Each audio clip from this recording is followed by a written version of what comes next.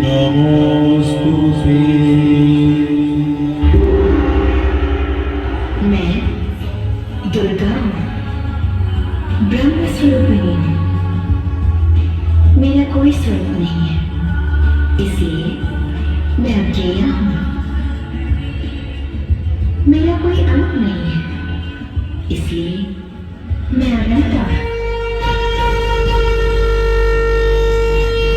भक्तों, ये कहानी भगवान नरसिम्हा और उनकी भक्ति प्रहलाद के ऊपर दर्शाई गई है, जिसमें एक नारी ऋषि मुनि असुराचारी की तपस्या को भंग की, जिससे ऋषि मुनि क्रोध में आकर उस नारी को श्राप दिए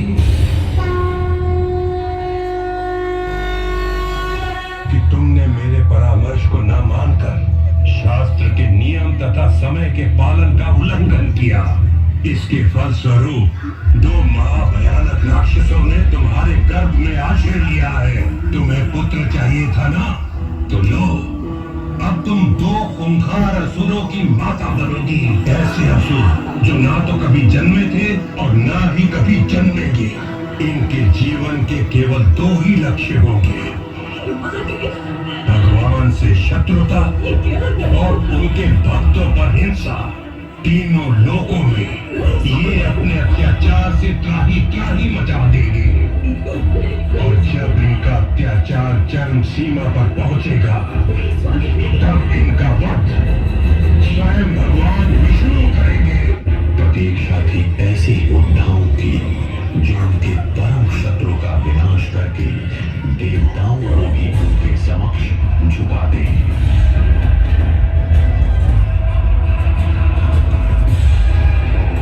उन्होंने जुड़वा भाइयों को हर तामसिक विद्याओं से परिचित करवाकर अथवा विभिन्न प्रकार के अस्त्र शस्त्र से महाबली बनाया।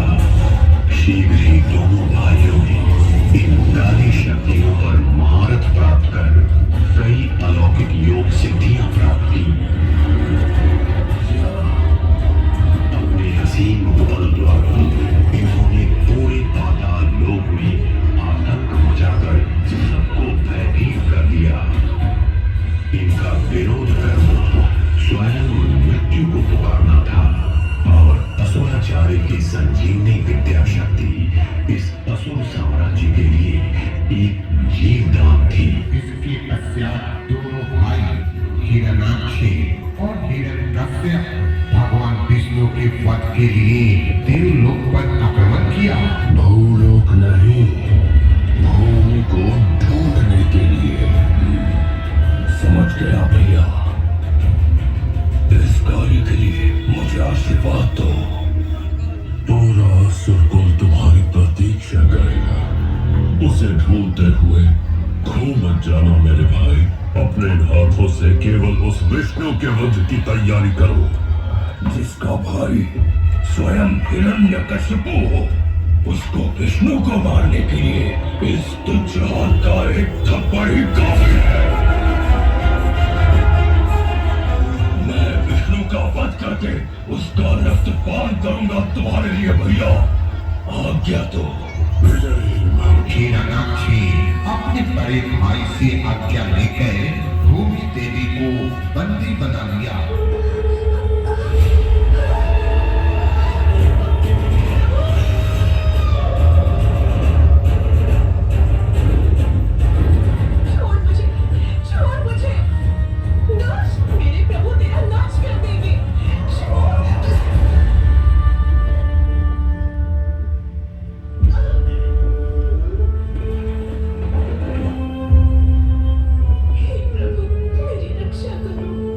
सृष्टि के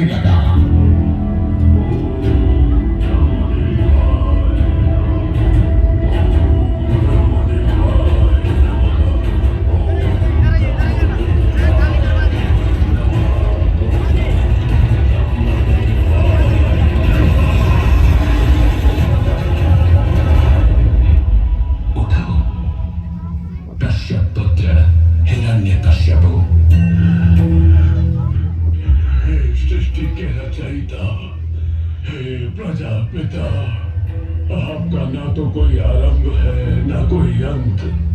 आप हिरण्यगर्भ हैं, क्योंकि आपके गर्भ में समाई है आप ही की रची संपूर्ण सृष्टि तथा उसके समस्त जीव। और इस हिरण्यगर्भ को हिरण्यकश्यप का शत शत प्रणाम। मैं तुम्हारी तप से प्रसन्न हुआ वत्स। मांगो, क्या वर मांगना चाहते हो? सब कुछ। हे ब्रह्मदेव, मुझे वरदान दीजिए कि आपकी रचना से जन्मे इस सृष्टि के किसी भी जीव से मेरा वध ना हो, चाहे वो देवता हो, मानव हो या कोई पशु क्यों ना हो। न मैं दिन में मरूं और न रात में। मेरी मृत्यु न घर के भीतर हो और न घर के बाहर, न अस्त्र से न शस्त्र से, न सजीव से और न निर्जीव से। और तो और योग द्वारा प्राप्त की जाने वाली सभी सिद्धियां मुझे प्रदान करे। तीनों लोगों का यश और ऐश्वर्य मेरा हो तथा मैं समस्त जीवों का सम्राट कहलाऊं। मुझे अखंड शक्ति प्रदान करे और मुझे इस ब्रह्मांड का सबसे शक्तिशाली पुरुष बनने का वरदान दीजिए। हे ब्रह्मदेव, सबसे शक्तिशाली पुरुष। ऐसा वरदान आज से पहले कभी किसी को नहीं दिया गया है, परंतु ये भी तो सत्य है कि तुम्हारी जैसी भीषण तपस्या आज से पहले ना तो कभी किसी ने की है और ना ही भविष्य में कोई कर पाएगा। तथास्तु। मैं चिरंजीवी हो गया, अमर हो गया, मैं भगवान बन ही गया। अब सर्वत्र यही वरदान, हिरण्यकश्यप ही भगवान।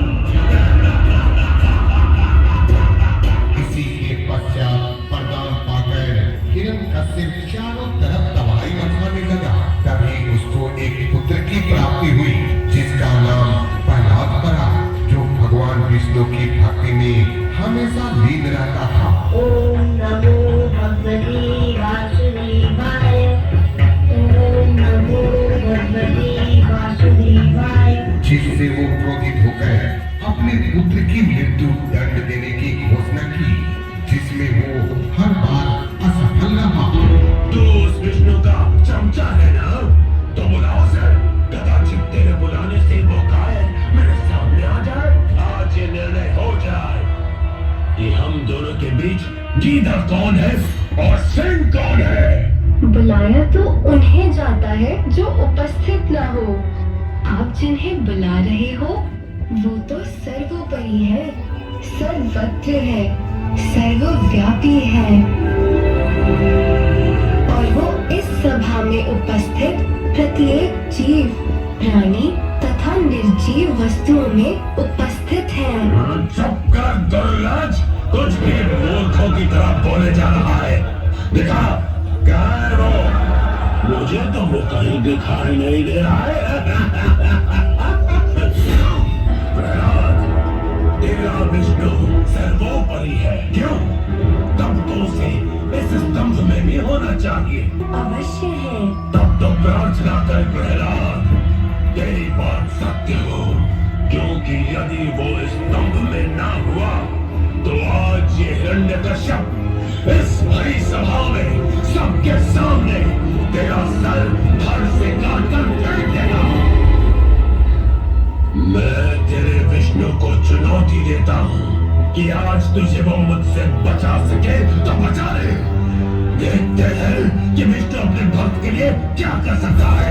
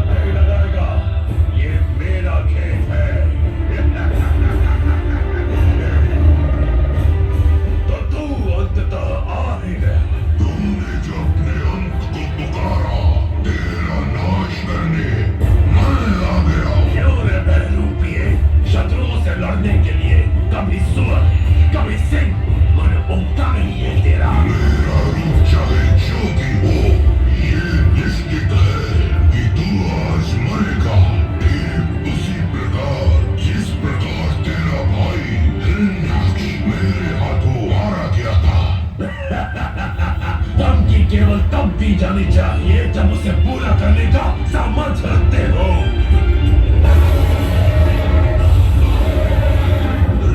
कश्यप, तू कब ये समझेगा कि मैं ही सबका पिता हूँ?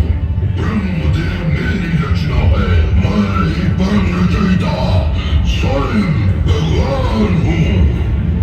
मूर्ख, देख मुझे, न मैं नर हूँ और न ही पशु। मैं हूँ नरसिंह।